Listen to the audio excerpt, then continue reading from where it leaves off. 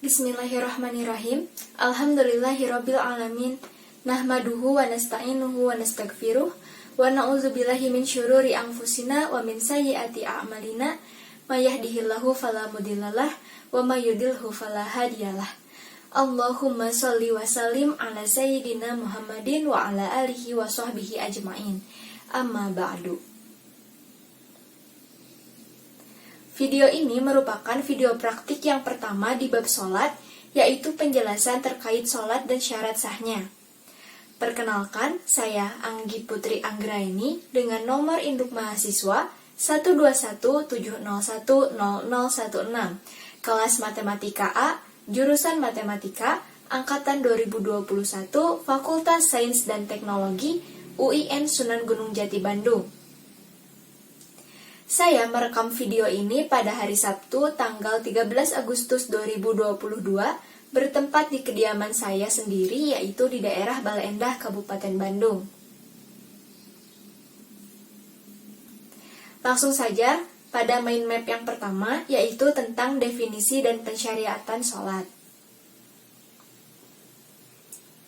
Secara bahasa, sholat adalah doa. Sedangkan secara istilah, sholat adalah serangkaian perbuatan dan perkataan yang dimulai dengan takbir dan diakhiri dengan salam, dengan niat serta syarat-syarat tertentu. Sedangkan pensyariatan sholat, yaitu berasal dari kata syariat, yang secara bahasa artinya adalah jalan menuju mata air, dan secara istilah artinya adalah jalan besar untuk kehidupan yang baik, yakni nilai-nilai agama yang dapat memberi petunjuk bagi setiap umat manusia. Pensyariatan sholat 5 waktu itu terjadi pada peristiwa Isra Mi'raj yang terjadi pada tanggal 27 Rajab tahun ke-11 setelah kenabian Nabi Muhammad SAW. Allah Subhanahu wa Ta'ala memerintahkan Nabi Muhammad SAW untuk sholat 50 waktu. Kemudian Nabi meminta keringanan terus-menerus sampai dengan sholat 5 waktu, karena Nabi ini sangat mencintai umatnya. Penjelasan tentang sholat itu terdapat pada hadis yang bunyinya bahwa Islam dibangun atas 5 perkara. Persaksian bahwa tiada Tuhan yang berhak disembah kecuali Allah dan Muhammad adalah utusan Allah, kemudian mendirikan sholat, menunaikan zakat, pergi haji, dan puasa di bulan Ramadan. Hadis riwayat Al-Bukhari dan Muslim. Kemudian terdapat juga nabi-nabi yang disyariatkan sholat sebelum Nabi Muhammad SAW. Jadi ternyata sebelum Allah memerintahkan kepada Nabi Muhammad, nabi-nabi sebelumnya juga telah diperintahkan untuk melaksanakan sholat. Yang pertama yaitu ada Nabi Ibrahim alaihissalam yang terdapat dalilnya di dalam Quran Surat Ibrahim ayat 37. Lalu yang kedua, Nabi Musa alaihissalam yang dalilnya terdapat di Quran Surat Yunus ayat 87. Yang ketiga, Nabi Zakaria alaihissalam yang dalilnya terdapat di Quran Surat Ali Imran ayat 39. Dan yang terakhir ada Nabi Isa alaihissalam yang dalilnya terdapat dalam Al-Quran Surat Maryam ayat 31.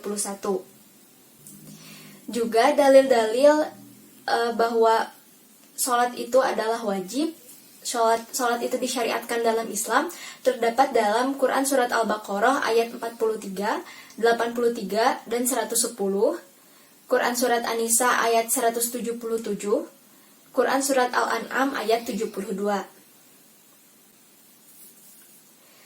Terdapat beberapa hikmah dalam melaksanakan sholat. Yang pertama itu, aliran darah terjaga. Yang kedua, stabilitas emosi terjaga. Yang ketiga, tubuh menjadi bugar. Yang keempat, badan menjadi sehat. Yang kelima, menjadikan umur panjang. Dan yang keenam, media ketenangan diri. Sedangkan tujuan dari sholat adalah untuk mendapatkan rahmat Allah Subhanahu wa Ta'ala dan agar masuk surga. Jadi tujuan sholat bukanlah untuk mencapai hikmah yang telah disebutkan sebelumnya. Berlanjut pada mind map yang kedua, yaitu tentang hukum meninggalkan sholat. Terdapat jenis orang yang meninggalkan sholat dan juga statusnya. Menurut jumhur ulama 4 mazhab, yaitu mazhab Hanafi, Syafi'i, Hanbali, dan juga Maliki, bahwa jenis orang yang meninggalkan sholat ini terbagi menjadi dua. Yang pertama yaitu orang meninggalkan sholat karena malas meskipun mengetahui kewajibannya. Maka orang tersebut dihukumi sebagai orang yang fasik tetapi tetap muslim. Lalu yang kedua, ada orang yang meninggalkan sholat dengan keyakinan bahwa sholat itu tidak wajib, maka orang tersebut dihukumi sebagai orang yang kafir dengan beberapa syarat. Syarat tersebut diantaranya adalah, yang pertama harus seorang mukallaf, yaitu muslim, balik, dan juga berakal. Yang kedua yaitu mengingkari kewajiban sholat 5 waktu. Yang ketiga, orang yang sudah lama masuk Islam. Dan yang keempat, orang yang tumbuh dalam masyarakat muslim. Sedangkan menurut Syekh Abdul Aziz bin Baz, yaitu salah satu ulama yang ada di Arab Saudi, mengatakan bahwa orang yang meninggalkan sholat fardu 1 kali saja, maka orang tersebut dapat dihukumi sebagai orang yang kafir.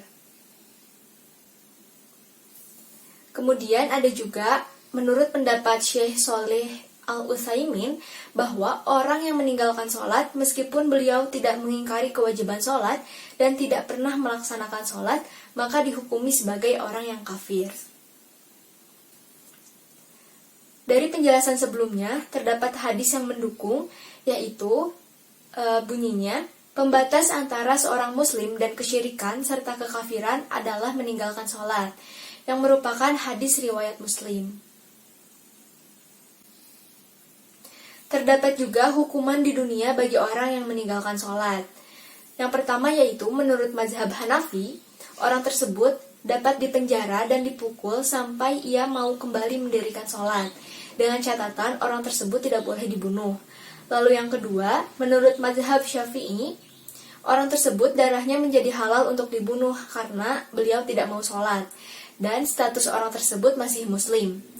Lalu yang ketiga, menurut Imam Al-Hanabilah, orang tersebut darahnya menjadi halal untuk dibunuh karena beliau tidak mau sholat. Dan status orang tersebut menjadi kafir, yang artinya nantinya jenazah beliau tidak akan diperlakukan seperti jenazah muslim. Lalu yang terakhir, menurut ulama lainnya, orang yang tidak mau sholat, tidak dipenjara, tidak dibunuh, dan beliau akan terus dimintai untuk bertobat maksimal sampai dengan 3 hari. Jika beliau tidak mau bertobat, maka darahnya halal untuk dibunuh. Sedangkan hukuman di akhirat bagi orang yang meninggalkan sholat, yaitu terdapat di dalam Quran Surat Al-Mudaththir ayat 42 sampai dengan 43, yang di situ dijelaskan bahwa orang yang tidak mau sholat itu akan dimasukkan ke dalam neraka Sakor. Lalu yang dalil yang selanjutnya yaitu terdapat di dalam Quran Surat Al-Ma'un ayat 4 sampai dengan 5, yang di situ dijelaskan bahwa orang yang tidak mau sholat akan dimasukkan ke dalam lembah Wail, yaitu salah satu lembah yang terdapat di dalam neraka Jahanam, dan di lembah tersebut mengalir darah dan juga nanah para penghuni neraka. Berlanjut pada penjelasan mind map yang selanjutnya, yaitu menjelaskan tentang waktu-waktu sholat. Terdapat dalil penentuan waktu sholat fardu, yaitu Syekh Abdurrahman bin Nasir As-Sa'di berkata bahwa Jibril pernah mengimami Nabi SAW pada awal dan akhir waktu. Lantas ia berkata, "Wahai Muhammad, sholat itu di antara 2 waktu ini." Hadis riwayat Ahmad, An-Nasa'i, dan At-Tirmizi. Kemudian dalil yang selanjutnya dari Abdullah bin Amr radhiyallahu anhuma yang berbunyi Nabi Shallallahu alaihi wasallam berkata, "Waktu sholat zuhur jika matahari sudah tergelincir ke barat, ketika itu panjang bayangan sama dengan tinggi seseorang. Selama sebelum masuk sholat asar, dan waktu sholat asar adalah selama matahari belum menguning. Waktu sholat maghrib adalah selama belum hilang cahaya merah pada ufuk barat. Waktu sholat isya adalah sampai pertengahan malam.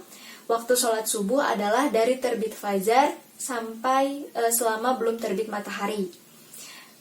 Hadis riwayat Muslim. Terdapat juga kriteria bagi kriteria sholat yang masih dianggap sholat tersebut itu di dalam waktunya. Terdapat di dalam hadis yang berbunyi Nabi Shallallahu Alaihi Wasallam bersabda, barang siapa mendapatkan 1 rakaat dari sholat, maka sungguh dia telah mendapatkan sholat tersebut. Hadis riwayat Al-Bukhari dan Muslim. Yang artinya, seseorang dikatakan masih sholat pada waktunya, minimal 1 rakaat sempurna masih di waktu sholat tersebut. Namun, mengakhirkan waktu sholat itu tidak diperbolehkan, kecuali berniat untuk menjamaknya dengan ada sebab, yaitu sebab uzur dan lain sebagainya. Terdapat juga batas waktu untuk sholat fardu. Batas waktu untuk sholat zuhur yaitu dimulai apabila matahari tergelincir ke arah barat dan diakhiri apabila bayangan sama dengan panjang aslinya. Lalu yang kedua, waktu sholat asar dimulai apabila bayangan sama dengan panjang aslinya dan diakhiri apabila matahari telah menguning. Kemudian waktu sholat maghrib dimulai apabila sempurna terbenamnya matahari dan diakhiri apabila terbenamnya mega merah.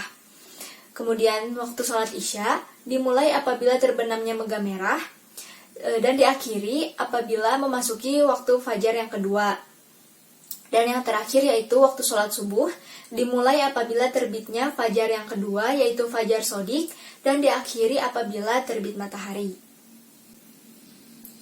Cara mengqadha sholat yang terlewat berdasarkan hadis yang diriwayatkan Syekh Abdurrahman bin Nasir ini berkata, dan barang siapa yang tertinggal suatu sholat, maka wajib atasnya untuk mengqadha secara langsung dan berurutan atau disebut sebagai murotaban.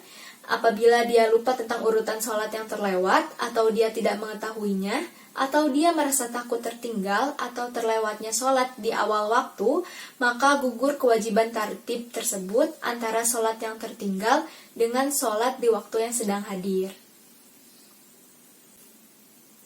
Cukup sekian yang dapat saya sampaikan. Mohon maaf apabila ada kesalahan. Terima kasih. Subhanakallahumma wa bihamdika asyhadu alla ilaha illa anta astaghfiruka wa atubu ilaik. Wabillahi taufiq wal hidayah. Wassalamualaikum warahmatullahi wabarakatuh.